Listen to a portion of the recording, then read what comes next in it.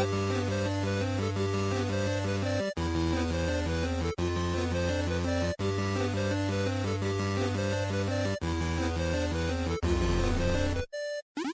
very lucky to be joined by Jorg Neumann, who's the head of Microsoft Flight Simulator, to talk all things about the game, but also something really exciting. Well, I call it the Australia update. I guess the formal name is the World Update 7. A little less cool if you're an Australian person talking about the game itself. But anyway, Jorg, congrats on the PC release, on the console release, on the introduction of air races, on almost Top Gun, and everything Flight Simulator. It's like a crazy technological accomplishment. And I'm curious, I guess, what you think your proudest accomplishment in Flight Sim is to date, and I guess conversely, what you think didn't quite go as well as you'd planned. So first off, pleasure to meet you. I'm very excited to be here, and I actually call it the Australia update. The World Update 7 thing is just a label so the world can sort of keep track of stuff. But yeah, it's been the Australia update. We've been working on this for well over a year, so I'm so excited to talk to Australians. About Australia update. Yay, finally. But to your question, I mean, it's been an awesome ride, right? Like since August 2020 when we launched. I mean, hands down, when we started, we said, what are we doing and who do we make this for? And we said, it's for core simmers. And that is my proudest accomplishment. If I have to single out one thing, I would say, I think the core simmers were maybe a little bit skeptical because we had been gone for a while. Microsoft hadn't done anything since Flight Sim 10. And so that's been like over a decade. And then you wonder, like, do these people get us? Do they take this seriously and all that? And I think we, hopefully, over the last 18 months since launch, proven that we really mean it. We really want to make simmers happy. And I can say, we just looked at numbers. Like we have now twice as many people playing as we had last summer. So it's awesome. It's really awesome to see that because it means the simmers found a home for the hobby, and there's new people that came in and really enjoy it. And that was always the, I don't know if you're a pilot or not, but when you talk to pilots in the real world, they oftentimes tell you, like about 50% of them tell us anyways, that they fell in love with aviation through Microsoft Flight Simulator. And I don't know if you could see my camera, but this year is 40 years. It's 40 years of Microsoft Flight Simulator. So it has really been part of the aviation industry, and it really means something to pilots. And there's a pilot crisis on the planet, right? It's not that talked about that much, but there's oftentimes people say between 500 and 700,000 pilots missing. And I got all these calls from airplane manufacturers, and they're like, hey, you got to help us, games are super popular, you're doing a great job. We need to find new aviators and people to fall in love with aviation. And I think that's the single kernel that I think we're achieving, because I get emails from like parents or kids are like 7 years old and they say, oh my God, I've been flying and it's awesome. And you can just see sort of the seed of falling in love. And that's really what we're all about, right? Really. Yeah. So that's the top thing. What's the least accomplished thing? How do I think about that? I think it was interesting when we launched, we had sort of made a decision. So I don't know if everybody knows this, but there's a community of creators, right? Flight Sim is very much a platform. So there's hundreds of companies that make things for Flight Sim, be it airplanes, airports, missions, tools, all kinds of cool things. and we were very deliberate when we launched and said, we're not going to make a study level airliner. Because if we do that, we are undermining the third-party creator ecosystem. So we did something we thought was pretty good, sort of entry level, not too complex. But the simmers really want something complex. That's the deeper you get into it, the more you want. And so we didn't quite put that in the box. And we thought third parties would basically be able to jump into that gap quite quickly. It took them a little bit longer. There were a couple of good ones last year that I would highlight. The CRJ from Aerosoft's really cool plane, sort of a regional jet. But there are the big Boeing and Airbus airliner experience, super deep system, everything really simulated, hasn't really happened yet from third parties. And we're looking at that. There's many third parties that are working on it, and some of them are getting quite close. But if I had to do it again, I'd probably stick a study level airliner into the base. So it's something we learned maybe for the future. Nice. And bonus points for being not like, oh, like we're just too good. I guess our problem is that we're just too good for our own. Oh, no. I like that you're able to critique. I want to get into like my personal experience with flight sim, which is probably a lot of people's experience. But first, I just want to touch on, you said in terms of player numbers doubling. Is that because of console, or is that kind of bolstered by console, or is there still more of an emphasis on the PC experience, or more players on PC? So I would say it's a little both. So console certainly helped. Like the top numbers of, I always say that the highest number of any flight sim ever, it was probably when we launched on Xbox, because that moment it really, really peaked. But what's really interesting is how well this sustained itself. So there are more people now on PC, hundreds of thousands more simmers. It's very obvious because we see that in the player data. And then there's an influx, a constant influx of Xbox players, and I think that what's also nice is they're happy with each other, right? They're sort of like, well, the PC people like the Xbox people when they meet online, everything's fine. Actually, the PC players help the Xbox players really get used to simming. So yeah, it's both. I would say that's how we double, really. The PC base is quite a bit bigger than it was, and then Xbox is just on top of it and keeps pushing in. So I think it's actually going to keep growing throughout the year. I'm quite excited to watch that and as we focus on it, because that means people are happy. Excellent. And you were saying, I'm a wannabe pilot, to answer your question. I dabble. I'm not very good. And we'll get into what I do in a second. But I would think something like the Air Race update was a way of kind of giving a little bit of structure and direction to players who, like they've flown past their house, they've flown past their friend's house. They've, maybe done like Melbourne to Sydney or something, if we're talking Australia.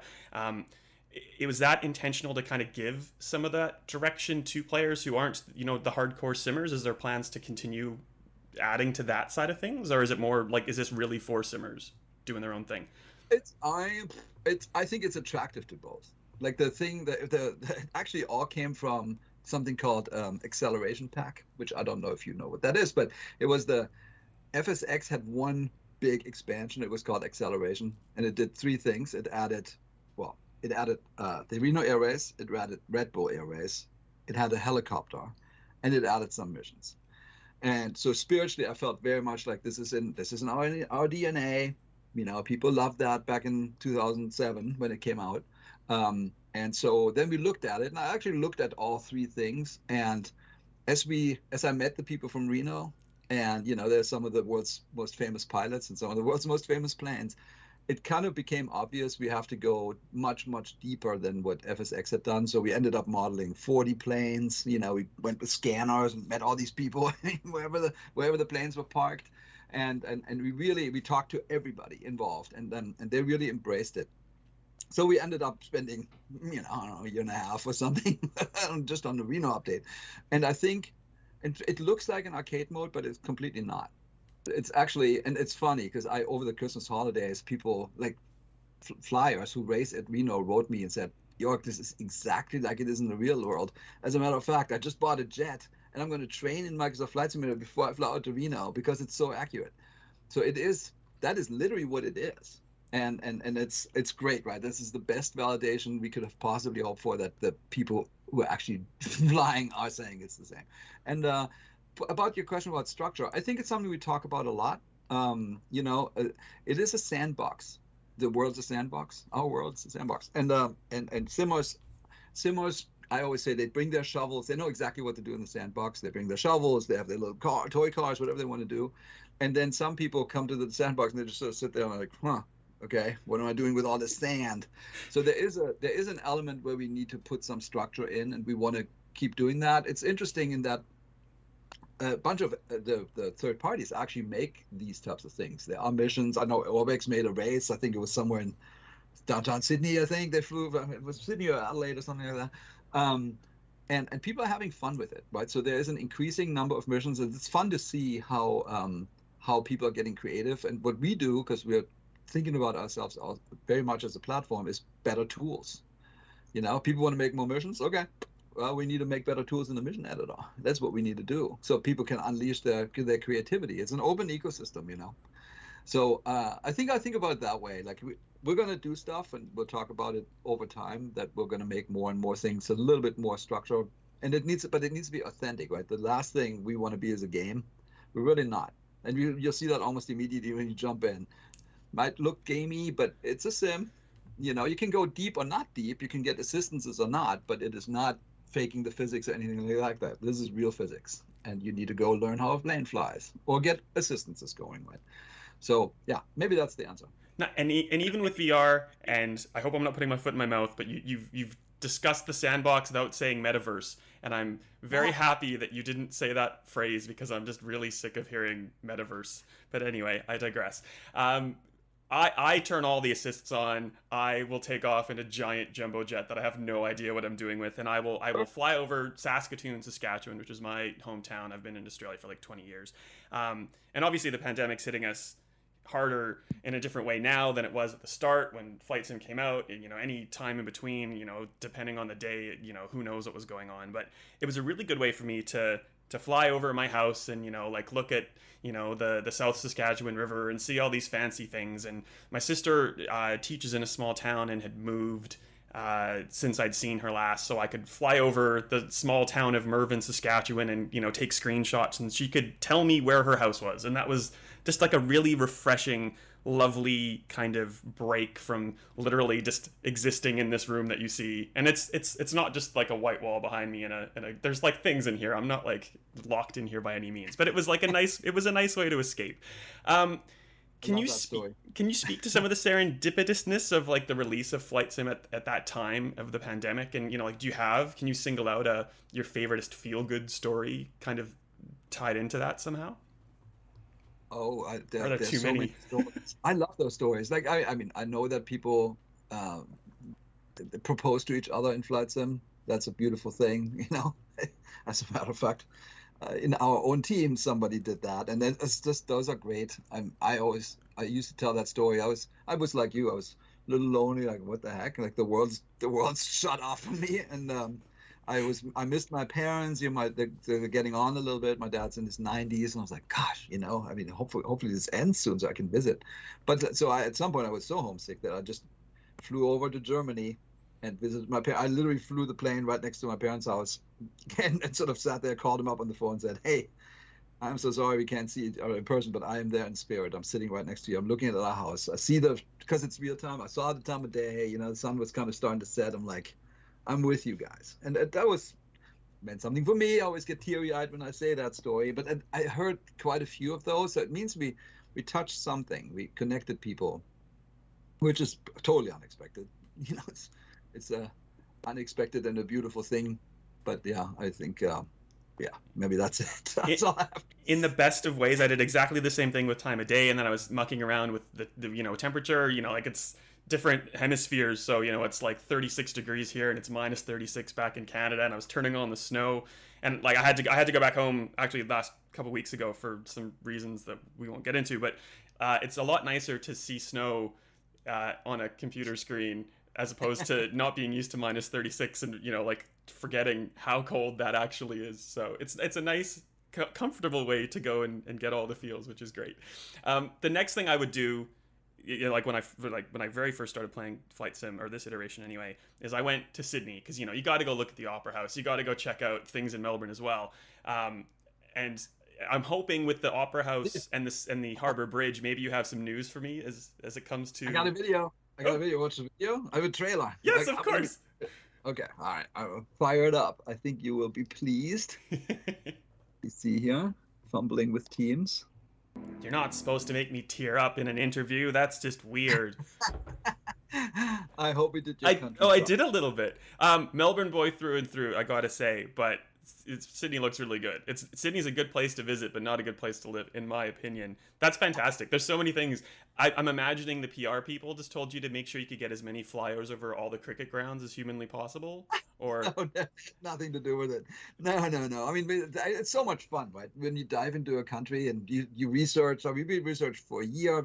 We ended up I very quickly realized I need to get some local knowledge. So I partnered up with a team. They're called Orbx, and they are actually in Melbourne, and they know they're all Australian. So then we got into so from our side we can bring things like new satellite images and new aerials, and the cities that you saw, we have 11, which is unprecedentedly many for a world update. Right, we have like Adelaide, Sydney, Melbourne, Brisbane, Perth, Hobart, Cairns, Darwin, Townsville, Bunbury, and Mackay. So it's a ton. Yeah. Great. Then I talked to the Geoscience AU. I don't know if you know those guys, but it's a Geographical Institute in Australia. They had 3 terabytes of data for us, all the height data, and everybody contributes. Right, it really is just like you can feel the team coming together. And then with Orbx, we sort of carefully picked like what are the right airports to make. Which airports mean something. Not just like pump out some airports, like actually airports that mean something. And then we pick the POIs, the famous places, and that's sort of an iterative process. We look for things that sort of stand out, right? Cricket stadiums, football stadiums, those types of things, observatories, larger structures, what's really fun is when you get into sort of the nuances, like somewhere, and I can't remember the name. There's a hut somewhere. It clearly is important to people. It's somewhere near Perth, a hut in the middle of nowhere. And I'm like, okay, well, we got to make that. Then I sent this over to some people on the Microsoft Australia side. They contribute. They're like, they got to do the banana. And what about Luna Park? And this and that. I'm like, okay, I'm making a banana. Cool. And I think it really brings the thing to life. And then we make missions, right? We make these discovery flights, which just sort of let you hang out over a city, and then bush trips to really show you the cool places. And we spent a bunch of time on the Great Barrier Reef, by the way. That needed to be good. Yeah. Because in the original release, there was literally just blue ocean. You couldn't see anything. And it's clearly important. So we spent a good amount of time trying to get that right. Nice. And I was going to talk about Orbx, but it seems like, you're not having to worry about how you deal with, they did the Cityscape Sydney pack a while ago to flesh out Sydney. Obviously, you don't need to worry about how you're stepping on their toes because they're involved in this. So no, they help us all the time. They help us with airports. I have another video. You want to see another video? I don't know if we have time. I want to, but can I watch it later? I just don't want to waste my time talking to you, if that's cool. The most famous plane in Australia? What? Okay. Is it it's a Qantas plane? Or no? Can it be? It's a classic. It's a classic plane. I'll show you. It's short. It's okay. short. Okay. There we go. Voila. So we always look for like what is sort of in the biggest accomplishments in aviation of a particular region. So we researched and we found this. Okay, that's pretty important. And so we basically did a whole bunch of research on the Southern Cross. Here it is.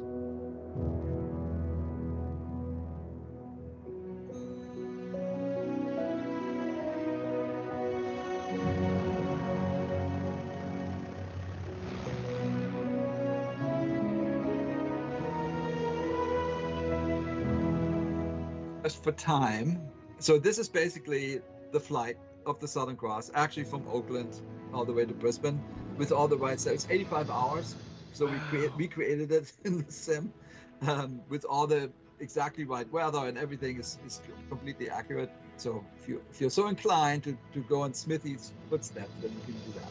Well, I feel dumb for asking if it was a Qantas plane now, to be honest. But well, we're celebrating the history. That's cool. Anyways, almost there. So you actually fly through the weather and you see the storms and stuff, and it's quite something. And the community has been asking for it. They're like, man, we want to fly the big accomplishment trip, so you can. Nice. And at the very end. And decidedly Australian as well, of course, which is very fitting for World Update 7. For 83 hours. Thank you, Smithy. It's unbelievable when you think about it. In those machines in the 1920s, my God. Those were real heroes. I spent like 30 hours getting back to Canada. 30 hours in a seat in economy going to Canada, and I thought that was like a slog. Like 83 hours? Okay. The thing is open on the sides. It's not like an enclosed cockpit. Well, well ventilated, at least, I suppose, is the good thing. I just quickly want to touch upon the towering monolith that used to be in Melbourne. Was there any chance that that was ever going to somehow make the cut and remain in, even if there isn't a 212-story building in the game? Was there ever talk about, oh, that's just too funny to cut?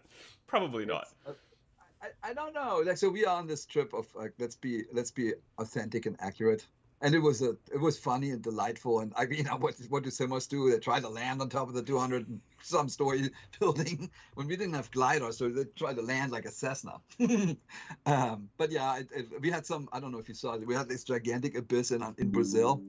It went down to the center of the earth, so you could, you know. I mean, I think what's nice is you can do mods like this, you know. I remember the ship that blocked the Suez Canal that somebody put in. It's like, that was great. We all loved it. Even Satya, our CEO, was talking about it. He's like, oh my God, look at Flight Sim. It does everything in real time. And we're like, yeah.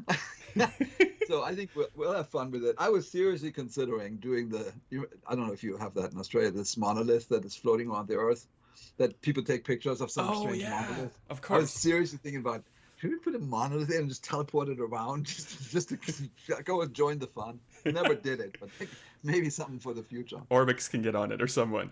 I know I'm out of time pretty much, so I just wanted to quickly see if we could touch upon the xCloud release and if there's any news coming, you know, in terms of release date, or even, you know, talking about. I'm imagining, because you're kind of streaming into the game to begin with, having to stream that out to a console or a browser is that the biggest hurdle, or am I completely devoid of any technical knowledge? It's easier because it's easier because we're streaming the world, right? I mean, most of what you see is not on your machine on a hard drive or something like this. So we are already very much stream aware, which is, I think, I don't know much about other games and what they run into, but for us it was actually pretty damn straightforward. It was a joyful experience to work with a team. That xCloud team was doing really cool stuff and very collaborative. And it was you'll see it pretty soon. Can't give you a date or I will be shot. Fair enough. But it's coming and it's very cool. And it changes things. We should talk again. It changes things in unexpected ways. Nice. I would love that. Like, for example, downloading a build doesn't take time. Interesting, you know, because it's a big product, right? It's like 140 gig now or something. Yeah, cool. That's not really there anymore. So that changes stuff. Actually, in our day-to-day developer life, it actually just changes stuff. Thank you for reducing my footprint on my PC as it is, though. Just we won't talk about that. We don't have any time. I want to finish up with just like a very selfish request. If you're taking, you know, potential points of interest for the future, there is a giant turtle named Ernie, made out of concrete, gets painted once every couple years in the small town of Turtleford, Saskatchewan. He is an icon to the people around. So if I get to submit a POI that you could maybe look at adding in, that's what I would add in. Ernie the giant turtle in Turtleford, Saskatchewan. I know that's probably far down the list as compared to others, but at least, you know, it's been submitted now. We wanted to delight people. If that, I need to write down Happy Turtle. I'll look it on Google. I'll send you some reference materials if you'd like. Jorg, thank you so much for your time. I honestly appreciate talking to you and all the like awesome, like just fun frivolity that Microsoft Flight Sim has given to us all, and now, you know, a chance to jump back in and get all teary-eyed looking at Western Australia because they won't let us inside the state right now. So it's a way to get back in. Awesome. Thank you so much for your time. I had a great time flying in Australia, by the way. It's beautiful, beautiful place. Nice. Huge. Very huge. Very hot right now. So slip, slap, slop, and there's other S's now that I don't even know. But Jorg, thank you again so much for your time. Very much appreciated. The World Update comes out on my birthday, so what better birthday present could you have unknowingly have given me? So thank you again for that. Thank you. I hope to talk to you soon. Likewise. Thanks so much.